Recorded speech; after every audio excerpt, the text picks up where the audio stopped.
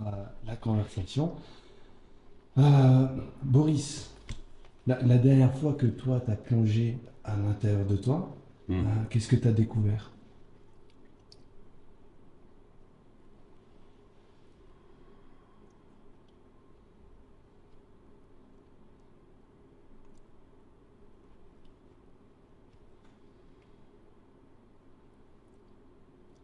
En fait, la plupart du temps, mon impression, c'est que je suis tout au fond. Je suis tout le temps, profondément, dès que je sors du sommeil profond, où là, c'est pour moi l'état le plus profond, puisque je suis conscient de rien du tout, je dors, comme nous tous, je m'abandonne, je m'oublie, je n'existe plus. Dans cet état-là, c'est pour moi l'état le plus profond, mais j'en suis pas conscient. Dès que j'entends un bruit le matin en me levant, ça peut être ma femme, ça peut être le réveil, ça peut être les oiseaux, quelque chose me dit que je suis conscient, donc je sors de cet état profond et je deviens d'abord une écoute, sans savoir qui je suis. Ça peut être un son, mais je ne suis pas encore que je m'appelle Boris, je ne suis pas encore que je suis marié, que j'ai des enfants. Mais je sais que j'existe, j'entends un son, donc je m'éveille. Puis ensuite, je sens les draps, surtout à cette époque. Ah, me tourne, et là je sens les draps, le contact des draps. Donc, je sors de la profondeur doucement, mais je ne suis pas encore conscient de qui je suis. Ça passe par strates. Ouais, comme oui, bon, je remonte à la surface. Puis à un moment, il faut bien se rendre à la réalité. Il y a un truc qui s'appelle un corps pour nous. Voilà. Et je remets mon masque social, qui est celui de Boris, papa, qui naît, qui a sa vie, qui va se lever pour aller prendre son petit déjeuner et commencer sa vie, ce que moi je qualifie, je sais pas moi, mais de phénoménal, ce qui se passe dans le monde, on dit réel, là, bonjour, tout ça, ce qu'on voit, ce qu'on sent, ce qu'on entend. Mais toute la journée, dans ce monde dit phénoménal, qu'on entend, qu'on voit, qu'on regarde, fait de sensations, fait d'émotions, il y a toujours un petit rappel de la profondeur du sommeil profond dans lequel je n'existais pas. Un peu comme je sais pas si ça, plusieurs images qui peuvent parler un peu comme quand on sent un parfum sur une personne et on marche dans la rue, la personne n'est plus là, mais il y a encore le parfum qui nous habite. Donc c'est un peu comme un parfum qui vient de nulle part, de la profondeur, du sommeil profond et qui en fait est avec moi même maintenant et que je vais retrouver. C'est pour ça que j'ai mis aussi du temps à venir, parce que je suis bien tout seul, je suis bien tranquille. Et je suis encore mieux quand je m'abandonne dans mon lit et que je m'endors et que je redeviens plus rien. Donc, si la question c'était quel était le, le dernier état ou la dernière chose la plus profonde, c'est ça, hein, c'était ça la question. Euh, Qu'est-ce qui était, la dernière fois que tu as plongé à l'intérieur de toi, qu'est-ce que tu as ressenti, perçu, voilà. vécu? Donc en fait, je ne plonge pas à l'intérieur de moi. Je, J-E, ne peux pas plonger à l'intérieur de moi. Je ne peux qu'émerger de la Mhm. profondeur. Incroyable. Émerger de la profondeur. Ah oui, J-E, ce qu'on appelle je. Je m'appelle Boris. Je m'appelle Najib. En plus, quand j'ai des conflits transgénérationnels sur mon D ou pas, ou quand je m'appelle Boris et qu'on me dit vous êtes russe alors qu'en fait j'ai rien de russe, mes parents ils ont vu au 2 mai, c'est joli, et ils m'ont mis Boris. Bon, bah voilà. Donc avec ce qui définit, c'est une petite partie de notre je, J-E, notre identité. Mais tous ici, on peut se retrouver avec ça. On a des cheveux, là on nous dit, ah, vous êtes mec, vous êtes gros, vous êtes gentil, vous êtes méchante, vous êtes tout ça. Nos caractéristiques, nos conditionnements, on est issu d'une société ou d'une autre, on a des avis ou d'autres. Tout ça, ça vient avec notre jeu, notre identité. Mais quand on s'abandonne, quand le jeu, J-E, s'abandonne, il retombe dans la profondeur, on n'est plus rien, cet état est merveilleux. Et que de cet état puisse être quelque part transporté et amené, c'est même pas amené, parce que ça faudrait dire qu'il y ait quelqu'un qui a un jeu, qui veut attraper la profondeur du sommeil profond et l'emmener dans le quotidien. C'est pas possible. La seule chose qui est possible, c'est de laisser cette tranquillité du sommeil profond, duquel tout émerge, venir prendre petit à petit de plus en plus de place dans la journée qu'on appelle éveillée, du matin au soir. C'est des moments qu'on vit tous tranquillement, hein, quand on est dans des moments d'extase, où qu'on se sent souvent dans la nature, dans des beaux paysages, devant la mer, quand on se sent uni, sans limite, c'est un parfum du sommeil profond. Donc, je vous ai prévenu, hein. C'est difficile de mettre en mots, mais voilà. C'est parfait. C'est cash. C'est extraordinaire. Comment savoir qui je est? Comment savoir qui je est? Déjà, il faudrait être sûr que je est. EST, hein, on dit. C'est peut-être un mythe. Dans quel sens? Ben, dans le sens où ce à quoi on s'identifie, quand on dit je, la question, moi j'allais la tourner autrement, pour dire la question. En fait, je vais tout vous dire. En fait,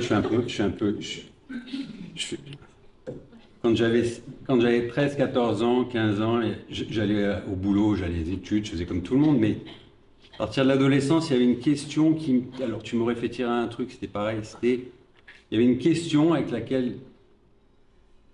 La question, c'était que suis-je réellement? Que suis-je ou qui suis-je réellement? Avec un pressentiment monstre, que je n'étais pas ce que je pensais que j'étais. Et malgré tout, il faut aller à l'école et puis il faut être sociable. Donc c'était un peu schizo, je faisais ça. À un moment, je me suis quand même retrouvé devant les moines chartreux, parce que voilà, justement, c'est la culture et c'est là-bas. Je me suis dit, là-bas, j'ai trouvé une réponse. Je vais avoir 17, 18 ans, et puis je me suis dit, non, pas les moines chartreux, ça va pas, c'est dans le monde que ça se passe. Donc je suis revenu et puis j'ai bossé comme tout le monde. Mais la question, que suis-je? Elle est à la base de ce jeu. Tant qu'on ne la remet pas en cause, c'est très bien.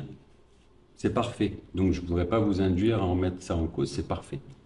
Je m'appelle Boris, voilà, je suis papa, je suis né, je vais mourir. Et entre-temps, ben, je fais mes activités, j'ai mes joies, mes peines, tout va bien. Ou tout va pas bien. Mais je m'identifie à ça. Là, voilà. Quand, par le hasard de la vie, des épreuves, ou tout simplement comme ça, il y a un moment, le truc, ça pointe et on se dit, mais finalement, tout ça, là, c'est quoi? C'est quoi ce délire, quoi? Il y a un moment où on inspire un souffle de vie, quand on sort du ventre de notre mère,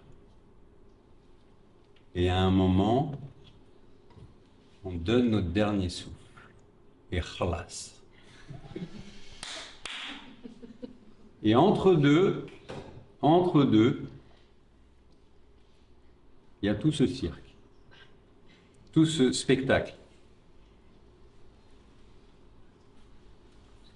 Avant ça, avant le premier souffle, avant le dernier souffle,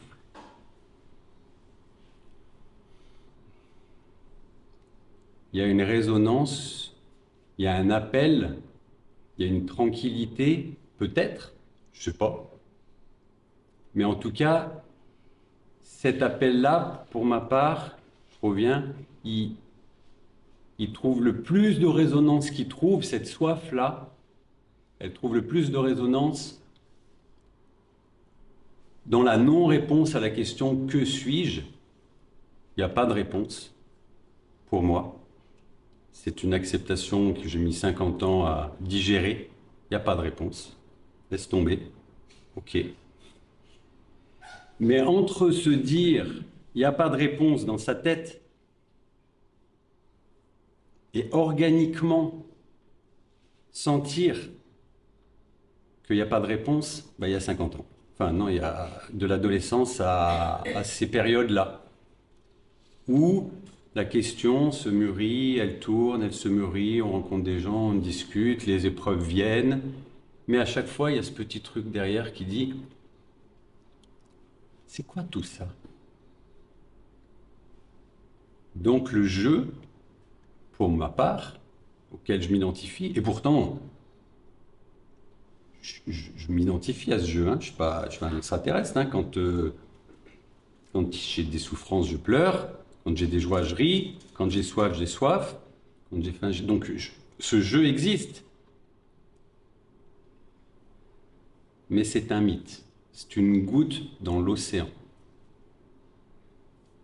Et ce jeu existe, je m'identifie à ce jeu, oui, bien sûr. Mais quelque chose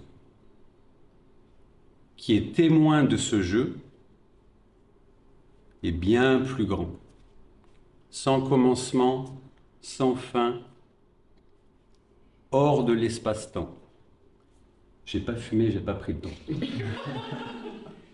Je vous dis ça parce que justement quand j'étais ado, c'était soit les moines, soit à l'hôpital psy. Bon, je suis pas mal sorti. Hein. Et grâce à ma femme et mes filles. Hein. Et je suis allé voir un homéopathe à l'époque. Je lui parlais, je suis allé voir des psys. Parce que bien sûr, on m'a dit ça, c'est pas de notre ressort. Je suis allé voir des moines, méditation, machin. On cherche. Très bien. On peut rien pour toi. Ok. Donc après, on se retrouve tout seul. Et pour les drogues, je suis allé voir un homéopathe. Il m'a dit, toi, ne prends jamais de drogue. Et une fois, mais j'ai compris une fois ce qu'il m'a fait, parce que j'ai fumé 1 ou 2 joints, et j'ai un copain un jour qui m'a fait à mes dépens, enfin, j'étais pas au courant. J'ai bouffé une omelette de champignons hallucinogènes. Et ben, en fait, c'était exactement le pressentiment et même quelque chose que j'avais vécu sans les champignons. Donc je me suis dit, ok, tu es dans la bonne direction, ton pressentiment est le bon, mais si tu reprends des champignons, en fait, bah, tu es fou, tu vas perdre le contact. Donc ce jeu, pour reprendre après tous ces détours, ce jeu ne peut pas, quelque part, penser l'impensable, ne peut pas conceptualiser l'inconceptualisable. Donc c'est mort. Ce jeu, il a juste une chose à faire, pour ma part, c'est faire ce pourquoi il est fait et vivre ce que la vie va lui servir au menu. Aujourd'hui, à cette heure-ci, je suis avec Najib au studio et avec vous. C'est servi. C'est pas nous qui avons décidé. On n'a rien décidé.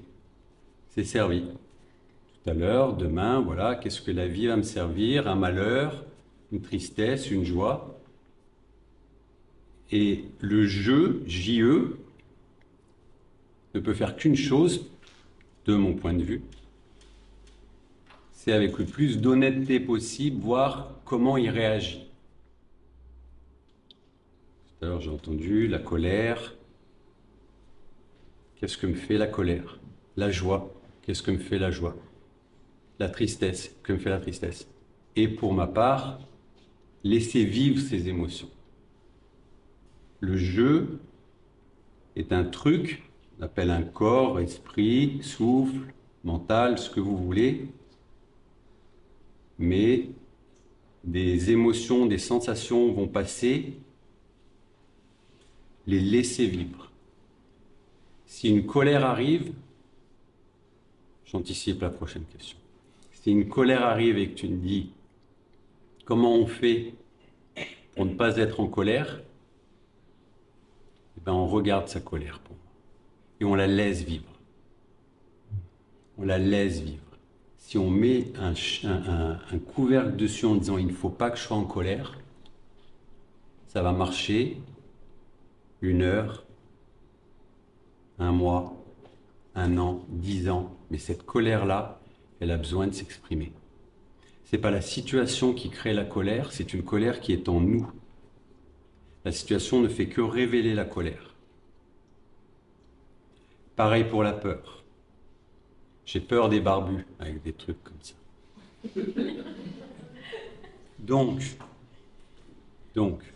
si j'ai peur, c'est qu'il y a une peur qui est enfouie. Mais je vais avoir peur du noir, je vais avoir peur d'autre chose. Cette peur-là, ce jeu, il va avoir besoin de situations pour la révéler. Ça pourrait être un barbu avec un truc, ça pourrait être une dame avec une jupe, ça pourrait être un moine, ça pourrait être des gens qui parlent fort ou des gens qui ne parlent pas assez fort. Toutes les situations vont faire vivre des choses en nous. Ce jeu est là pour voir qu'il n'accepte pas. Pas pour accepter. L'acceptation, ce n'est pas un choix. L'acceptation, c'est malgré nous. Je ne peux pas décider d'accepter. Je ne peux que voir qu'il n'accepte pas. Et un jour, Inch'Allah, un jour, peut-être que je vais croiser un barbu avec un chapeau et que je vais me dire, putain, mais il n'y a plus de colère. Et qu'éventuellement, je vais expérimenter une autre sensation qui va être de l'ordre de l'ouverture, du cœur à cœur. Mais ce n'est pas je qui décide. Ça ne marche pas. Pour moi, mon expérience. Donc ce jeu n'a que la possibilité de laisser les choses nous traverser et d'accepter nos faiblesses, d'accepter nos vulnérabilités, d'accepter qu'on n'est pas comme on voudrait qu'on soit. Il faut que je sois tolérant. Ah ouais, mais si mon corps il me dit que je ne suis pas tolérant, je fais comment? Vis ta non-tolérance. Vis-la. Vis-la en colère. Maintenant, si tu dois aller en tôle, tu iras en tôle. Il faut accepter la règle du jeu. Mais vis-la. Et à un moment, le chemin intérieur se fera. Mais c'est un mythe. Pardon, j'ai beaucoup parlé. Non, au contraire. Un grand merci. Je peux boire un petit verre d'eau? Oui, bien sûr. On va t'apporter ça.